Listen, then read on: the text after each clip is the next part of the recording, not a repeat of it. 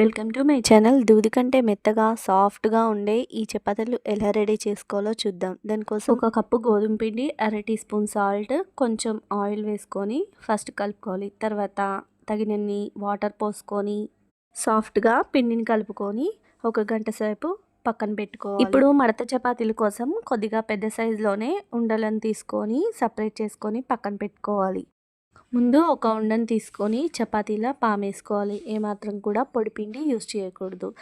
Only oil తోటే మనం చపాతీలను చేయాలి. అప్పుడే సాఫ్ట్గా వస్తాయి. ఇప్పుడు ఆ చపాతీకి అలా హోల్స్ పెట్టుకొని ఆయిల్ స్ప్రెడ్ చేయాలి. హోల్స్ పెట్టుకోవడం వల్ల ఆయిల్ అలా నిలిచి అలా చూపించిన విధంగా చపాతీని మడత పెట్టేసుకొని మళ్ళీ ఒకసారి అంతా పామేసుకోవాలి. స్టవ్ మీద చపాతీ పెనం పెట్టుకొని ఒక చెంచా ఆయిల్ వేసేసుకొని గ్యాస్ని సిమ్లో పెట్టి చపాతీని అటు ఇటు తిప్పుకుంటూ కాల్చేయడమే. అంతే, ఎంతో మృదుగా మల్లెపూల కంటే సాఫ్ట్గా ఉండే చపాతీలు రెడీ.